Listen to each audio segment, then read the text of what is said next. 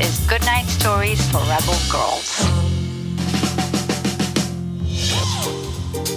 Hey, Rebels! This is Goodnight Stories for Rebel Girls, the interview. I'm your host, Michaela, and today we're talking to Rebel Girls CEO and chairwoman, Jes Wolfe.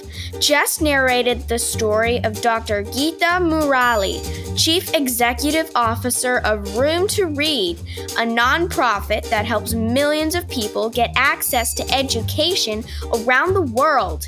If you haven't heard that episode yet, please check it out.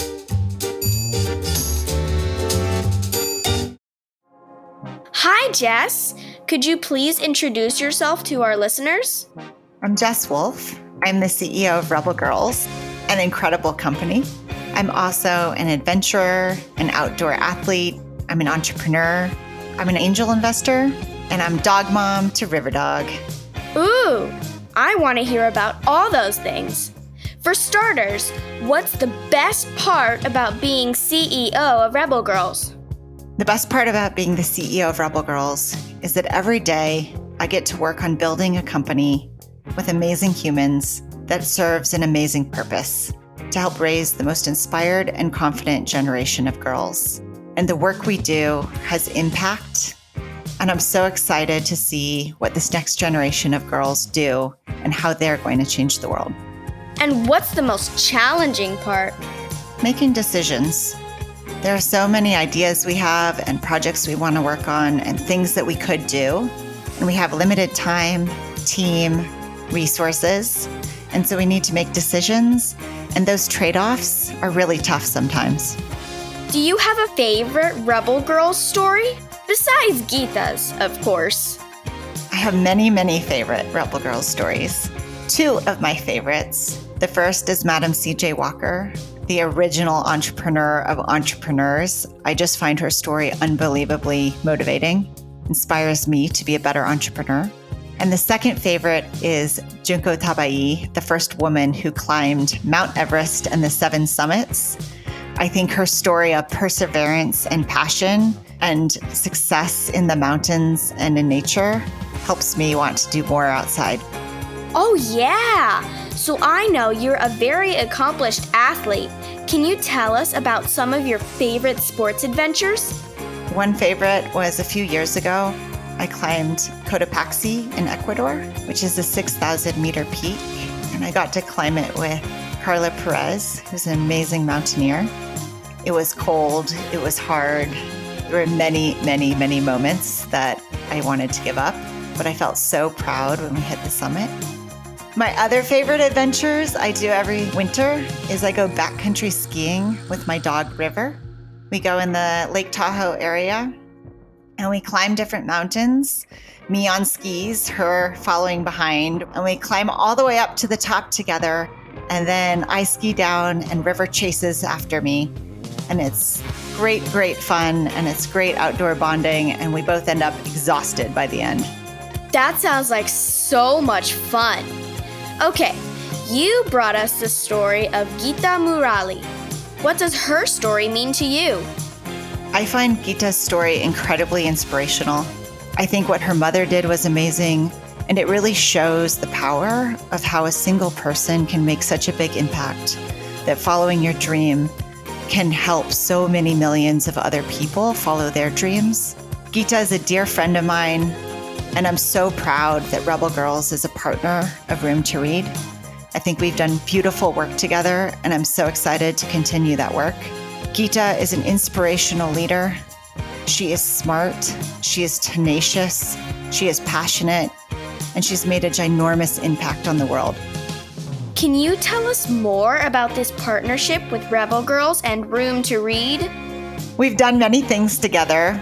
My favorite was working together on our Young Changemakers book, where we include the story of 4 Room to Read girls in our book. We also had Geeta on this podcast telling the stories of those 4 amazing girls. We've worked with Room to Read on a new book called She Creates Change that was made specifically for the Room to Read Girls program all over the world. More to come. Very cool. All right, if you could have dinner with anyone in the world, alive or dead, who would it be and why? I would have dinner with two women, Madam C.J. Walker and Junko Tabai, who are no longer with us, but I'd like to travel back in time to when they were right in the thick of everything and talk to Madam C.J. Walker about building her business, how she thought about it, why she thought about it, where she got her inspiration from, what her process was for working through challenges and coming up with solutions. And with Junko, I'd love to go back to 1975 when she was about to embark on this first mission to an expedition to climb Mount Everest, and what she was feeling and how she was prepared for it and where she was getting her strength from.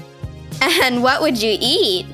For Madam C.J. Walker, I'd want some traditional Louisiana fare. And for Junko Tabai, we'd have a great sushi dinner. I love that. And for girls out there who would like to be an entrepreneur someday, what's some advice you would give them to do now? The first is figure out your why. Figure out what it is that you want to change, what problem you want to tackle, why you want to tackle it, why it's important to you. The second is get really, really comfortable with failure. You're going to fail a lot. And by failing, you're going to learn and you're going to grow and you're going to do things better and differently and improve. And ultimately, that pattern, that practice of failure, that keep trying new and different and creative ways, that's what's going to help you succeed as an entrepreneur. So don't be afraid of it. Embrace it. It's part of the journey. Yes! That's so inspiring. And what can you tell us about where you see Rebel Girls going next? I'm so excited that Rebel Girls is launching its first fictional series. It's called The Secret Society of Rebel Girls, and the first book is called Nina and the Mysterious Mailbox. And this will be coming out in summer of 2024, and we'll meet some new characters, some modern-day girls and a boy who have fabulous adventures and have to use their wits and their intelligence, their creativity, and their curiosity to save the day. It's going to be a really, really fun adventure. Oh, wow.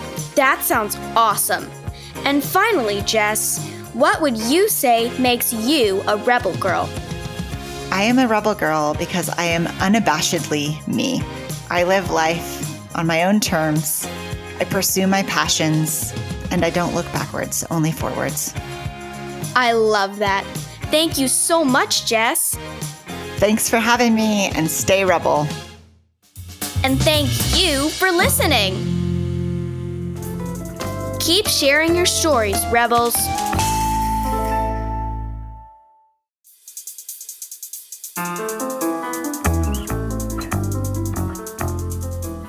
This podcast is a production of Rebel Girls. It's based on the book series Goodnight Stories for Rebel Girls. This episode was produced and directed by Joy Smith, with sound design and mixing by John Marshall Media. Script editing by Abby Scher. Joy Smith and Jes Wolfe were our executive producers.